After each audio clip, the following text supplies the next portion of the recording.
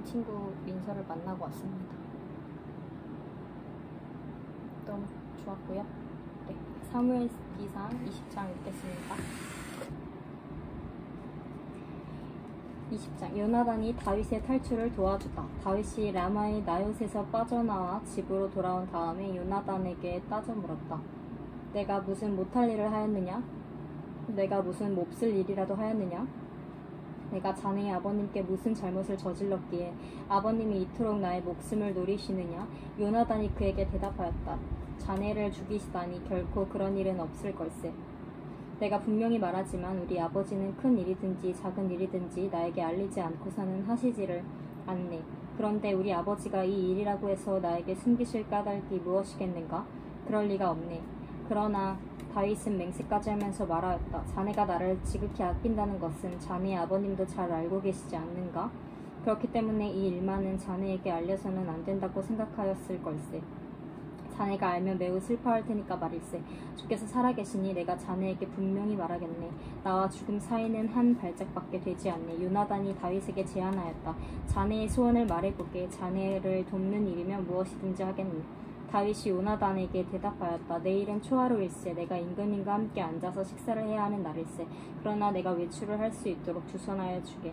나가서 모레 저녁 때까지 들녘에 숨어 있겠네. 그랬다가 만일 자네 아버님이 내가 왜 안 보이느냐고 물으시거든. 그때 자네는 내가 우리 고향 베들레헴으로 가서 온 가족과 함께 거기에서 매년 제를 드릴 때가 되어 급히 가보아야 한다고 말미를 달라고 해서 허락해 주었다고 말씀드려주게.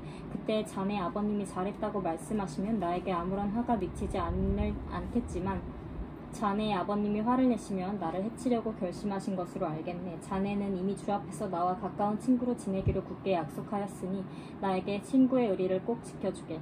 그러나 나에게 무슨 허물이 있다면 자네가 직접 나를 죽이게. 나를 자네 아버님께로 데려갈 까닭이 없지 않은가? 요나단이 대답하였다. 결코 그런 일은 없을 걸세.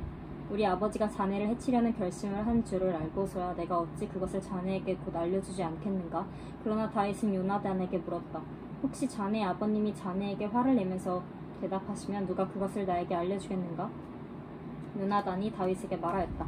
자, 가세. 들로 나가세. 둘은 함께 들로 나갔다. 요나단이 다윗에게 약속하였다. 주 이스라엘의 하나님이 우리의 증인이시네. 내가 내일이나 모레 이맘때에 아버지의 뜻을 살펴보고 자네에게 대하여 좋게 생각하신다면 사람을 보내 알리겠네. 아버지가 자네를 해치려 한다는 것을 내가 알고도 그것을 자네에게 알리지 않아서 자네가 안전하게 피신하지 못하게 된다면 주께서 이 요나단에게 무슨 벌을 내리셔도 달게 받겠네. 주께서 나의 아버지와 함께 계셨던 것처럼 자네와도 함께 계시기를 바라네. 그 대신 내가 살아있는 동안은 내가 주의 인자하심을 누리며 살 수 있게 해주게. 내가 죽은 다음에라도 주께서 자네 다윗의 원수들을 이 세상에서 다 없애버리시는 날에라도 나의 집안과 의리를 끊지 말고 지켜주게. 그런 다음에 요나단은 다윗의 집안과 언약을 맺고 말하였다. 주께서 다윗의 원수들에게 보복하여 주시기를 바라니. 요나단이 다윗을 제 몸처럼 맡기는 터라. 요나단은 다윗에게 다시 맹세하였다. 요나단이 다윗에게 약속하였다. 내일은 초하루이니 아버지가 자네의 자리가 빈 것을 보시면 틀림없이 자네가 왜 자리를 비웠는지 물으실 걸세. 모레까지 기다리다가 저번 일이 있었을 때에 숨었던 그곳으로 내려가서 에셀 바위 곁에 숨어 있게. 그러면 내가 연습 삼아 어떤 표적을 놓고 활을 쏘는 것처럼 그 바위 곁으로 화살을 3번 쏘겠네. 그런 다음에 내가 데리고 있는 종을 보내어 그 화살을 다 찾아오라고 말하겠네. 그때 내가 이 종에게 큰 소리를 너무 멀리 갔다 이쪽으로 오면서 다 주워오너라 하고 말하면 주께서 살아계심을 걸고 맹세하겠네. 자네에게는 아무 일도 없을 것이니 안심하고 나오게. 그러나 내가 그 종에게 아직 더 가야 된다. 화살은 더 먼 곳에 있다 하고 말하면 주께서 자네를 멀리 보내시는 것이니 떠나가게. 오직 우리가 함께 약속한 말에 대해서는 주께서 길이길이 자네와 나 사이에 증인이 되실 걸세. 이리하여 다윗은 들녘에 숨어 있었다. 초하루가 되었을 때에 왕이 식사를 하려고 식탁에 앉았다.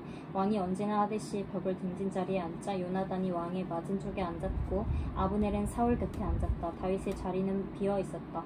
그런데도 그날은 사울이 아무 말도 하지 않았다. 사울은 다윗에게 뜻하지 않은 일이 생겨 몸이 부정을 타서 아직 깨끗하여지지 않았는가 하고 생각하였다. 그런데 초하루가 지난 다음날 곧 그 이튿날에도 다윗의 자리가 여전히 비어있는 것을 보고 사울이 자기 아들 요나단에게 물었다. 어째서 이새의 아들이 어제도 오늘도 식사하러 나오지 않느냐? 요나단이 사울에게 대답하였다. 다윗이 저에게 베들레헴에 다녀올 수 있도록 허락하여 달라고 간곡히 요청하였습니다. 자기 집안이 베들레헴 성읍에서 제사를 드리는데 자기 형이 다녀가라고 했다고 하면서 제가 자기를 아낀다면 자기 형을 만나게 해달라고 저에게 간청을 하였습니다. 그래서 그가 지금 임금님의 식탁에 나오지 못하였습니다. 사울이 요나단에게 화를 내면서 소리쳤다. 이 사생아 같은 자식아, 네가 이새의 아들과 단짝이 된 것을 내가 모를 줄 알았더냐? 그런 아이와 단짝이 되다니 너에게나 너를 낳은 네 어머니에게 욕이 될 뿐이다. 이새의 아들이 이 세상에 살아있는 한은 너도 안전하지 못하고 너의 나라도 안전하지 못할 줄 알아라. 빨리 가서 그를 당장에 끌어오너라. 그는 죽어야 마땅하다. 요나단이 자기 아버지 사울에게 그가 무슨 못할 일을 하였기에 죽어야 합니까? 하고 항의하니 그 순간 사울이 요나단을 찔러 죽이려고 창을 뽑아 겨냥하였다. 그제서야 요나단은 자기 아버지가 다윗을 죽이려고 단단히 벼르고 있다는 것을 알아차렸다. 요나단도 죄송합니다. 날파리를 잡느라. 요나단도 화가 치밀어 식탁에서 일어섰다. 그리고 요나단은 자기 아버지가 다윗을 모욕한 것이 가슴 아파서 그달의 이틀째가 되던 그날은 하루 종일 아무것도 먹지 않았다. 그 다음날 아침에 요나단은 어린 종을 하나 데리고 들녘으로 나가서 다윗과 약속한 장소로 갔다. 거기에서 요나단은 자기가 데리고 온 어린 종에게 너는 막 달려가서 내가 지금 쏘는 화살을 주워오너라 하고 시켰다.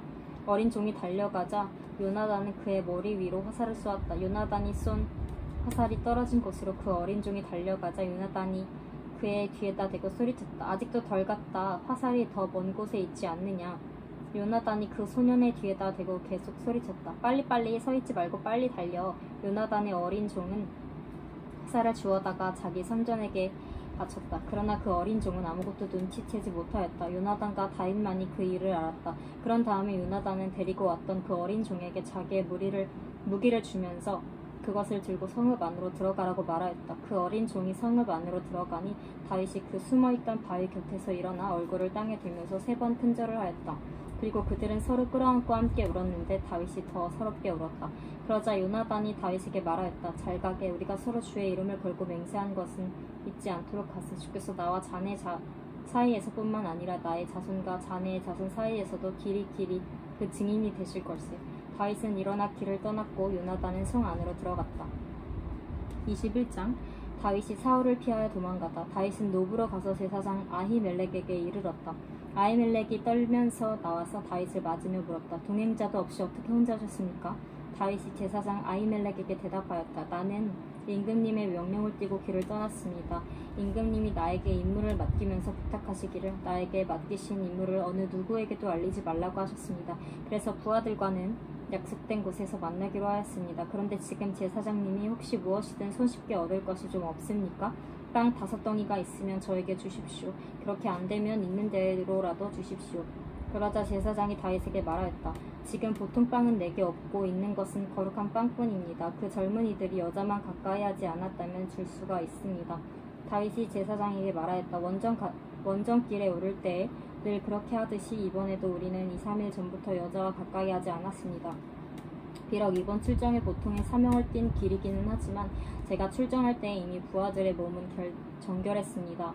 그러니 오늘쯤은 그들의 몸이 얼마나 더 정결하겠습니까? 제사장은 그에게 거룩한 빵을 주었다. 주 앞에 차려놓은 빵 말고는 다른 빵이 달리 더 없었기 때문이다. 그 빵은 새로 만든 뜨거운 빵을 차려놓으면서 주 앞에서 물려낸 것이었다.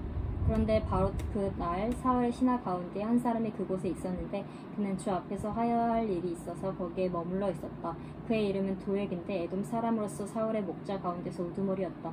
다윗이 아히멜렉에게 또 한 가지를 물었다. 제사장님은 지금 혹시 창이나 칼을 가지고 계신 것이 없습니까? 저는 임금님의 명령이 너무도 급하여서 나의 칼이나 무기를 가져오지 못했습니다.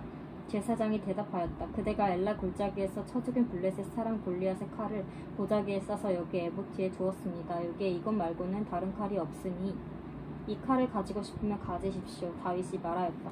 그만한 것이 어디에 또 있겠습니까? 그것을 나에게 주십시오. 블레셋 족속에게 망명한 다윗이 거기를 떠나 그날로 사울에게서 도망하여 가드 왕 아기스에게로 갔다. 아기스의 신하들이 왕에게 보고하였다. 이 사람은 분명히 저 나라의 왕 다윗입니다. 이 사람을 두고서 저 나라의 백성이 춤을 추며 이렇게 노래하였습니다. 사울은 수천 명을 죽이고 다윗은 수만 명을 죽였다. 다윗은 이 말을 듣고 가슴이 뜨끔했다. 그는 가드 왕 아기스 옆에 있는 것도 안전하지 못하다는 생각이 들었다. 그래서 그는 그들이 보는 앞에서는 미친 척을 하였다. 그들에게 잡혀있는 동안 그는 미친 사람처럼 행동하여 성문 문짝 위에 아무렇게나 글자를 글적거리기도 하고 수염에 침을 질질 흘리기도 하였다. 그러자 아기스가 신하들에게 소리쳤다. 아니 미친 녀석이 아니냐? 왜 저런 자를 나에게 끌어왔느냐? 나에게 미치광이가 부족해서 저런 자까지 데려다가 내 앞에서 미친 짓을 하게 하느냐? 왕궁에 저런 자까지 들어와 있어야 하느냐?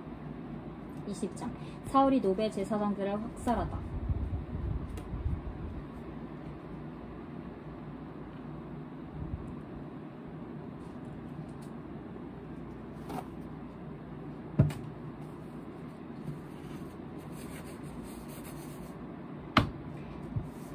다윗은 거기에서 떠나 아둘람 굴 속으로 몸을 피하였다. 그러자 형들과 온 집안이 그 소식을 듣고 그곳으로 내려가 그에게 이르렀다. 그들뿐만이 아니라 압제를 받는 사람들과 빚에 시달리는 사람들과 원통하고 억울한 일을 당한 사람들도 모두 다윗의 주변으로 몰려들었다. 그렇게 해서 다윗은 그들의 우두머리가 되었는데 400여 명이나 되는 사람들이 그를 따랐다. 다윗은 거기에서 모압의 미스바로 가서 모압 왕에게 간청하였다. 내가 해야 할 일이 무엇인가를 하나님이 나에게 알려주실 때까지 나의 부모가 이곳으로 들어와 임금님과 함께 머물도록 허락하여 주시기 바랍니다. 그리하여 다윗은 자기의 부모를 모압 왕에게 부탁하였다. 다윗이 산성에 머물러 있는 동안에 다윗의 부모는 모압 왕과 함께 살았다. 그때 가시라는 예언자가 다윗에게 그 산성에 머물러 있지 말고 어서 유다 땅으로 들어가라고 재촉하였다. 그래서 다윗은 그곳을 떠나서 헤렛 숲으로 들어갔다. 하루는 사울이 기브와 산등성이의 에셀 나무 아래에서 창을 들고 앉아 있었다. 그의 신하들은 모두 그의 곁에 둘러서 있었다. 거기에서 사울은 다윗이 부하들을 거느리고 나타났다는 말을 들었다. 사울이 둘러서 있는 신하들에게 호통을 쳤다. 이 베냐민 사람들아 똑똑히 들어라. 이새의 아들이 너희 모두에게 밭과 포도원을 나누어주고 너희를 모두 천부장이나 백부장으로 삼을 줄 아느냐? 그래서 너희가 모두 나를 뒤엎으려고 음모를 꾸몄더냐? 네 아들이 이새의 아들과 맹약하였을 때에도 그것을 나에게 귀띔해준 자가 하나도 없었다. 또 내 아들이 오늘 나의 신하 하나를 부추겨서 나를 죽이려고 매복시켰는데도 너희들 가운데는 나를 염려하여 그것을 나에게 미리 귀띔해준 자가 하나도 없었다. 바로 그때의 사울의 신하들 가운데 끼어있던 에돔 사람 도액이 나서서 보고하였다. 제가 이새의 아들을 보았습니다. 그가 노브로 와서 아히두베의 아들 아히멜렉과 만날 때였습니다. 그때 아히멜렉이 다윗이 해야 할 일을 쉽게 여쭤보고 나서 그에게 먹을 것도 주고 블레셋 사람 골리앗의 칼도 주었습니다. 그러자 왕은 아히두베의 아들 제사장 아히멜렉은 물론 노베에 있는 그의 집안 제사장들을 모두 불러들였다. 그리하여 그들이 모두 왕에게로 나아왔다. 사울이 호통을 쳤다. 아히두베의 아들은 똑똑히 들어라. 아히멜렉이 대답하였다. 임금님 말씀하십시오. 사울이 그를 꾸짖었다. 네가 왜 이새의 아들과 함께 공모하여 나에게 맞서려고 하였느냐? 네가 왜 그에게 빵과 칼을 주고 왜 그가 하여야 할 일을 하나님께 물어서 그가 오늘날과 같이 일어나서 나를 죽이려고 매복하도록 하였느냐? 그러자 아히멜렉이 왕에게 대답하였다. 임금님의 모든 신하들 가운데서 다윗만큼 믿을 만한 사람이 누구입니까? 더구나 그를 임금님의 사위인 동시에 경호실장이며 이 궁중에서 매우 존귀한 사람이 아닙니까? 그가 할 일을 하나님께 여쭙는 일을 제가 오늘에 와서 처음으로 시작한 것입니까? 전혀 그렇지 않습니다. 임금님은 이 종이나 이 종의 온 집안에 아무 허물도 돌리지 말아주십시오. 이 종은 이런 일을 전혀 아는 바가 없습니다. 그런데도 왕은 이런 선언을 내렸다. 아히멜렉은 들어라. 너는 어쨌든 너의 온 집안과 함께 죽어 마땅하다. 그리고 왕은 자기 곁에 둘러서 있던 호위병들에게 명령하였다. 너희는 당장 달려들어 주의 제사장들을 죽여라. 그들은 다윗과 손을 잡고 공모하였으며 다윗이 도망하는 줄 알았으면서도 나에게 귀띔해 주었지 않았기 때문이다. 그러나 왕의 신하들은 손을 들어 주의 제사장들을 살해하기를 꺼렸다. 그러자 왕이 도액에게 명하였다. 네가 달려들어서 저 제사장들을 죽여라. 그러자 에돔 사람 도액이 서슴없이 달려들어서 그 제사장들을 죽였는데 그가 그날 죽인 사람은 모시 에봇을 입은 제사장만도 85명이나 되었다. 사울은 제사장들이 살던 성읍 노베까지 가서 주민을 다 칼로 죽였다. 그는 남자와 여자 어린아이 젖먹이 소떼나 나귀떼나 양떼를 가리지 않고 모두 칼로 쳐서 죽였다. 아히두베 손자이며 아히멜렉의 아들인 아비아달은 거기서 피하여 다윗에게로 도망하였다. 아비아달은 다윗에게 사울이 주의 제사장들을 몰살시켰다는 소식을 전하였다. 다윗이 아비아달에게 말하였다. 그날 내가 에돔 사람 도액을 거기에서 보고서 그가 틀림없이 사울에게 고자질을 하겠다는 것을 그때 이미 짐작하였소. 제사장의 집안이 몰살당한 것은 바로 내가 책임져야 하오. 이제 두려워하지 말고 나와 함께 지냅시다. 이제 나의 목숨을 노리는 사람이 바로 당신의 목숨을 노리는 사람이기도 하기 때문에 나와 함께 있으면 안전할 것이오. 아멘.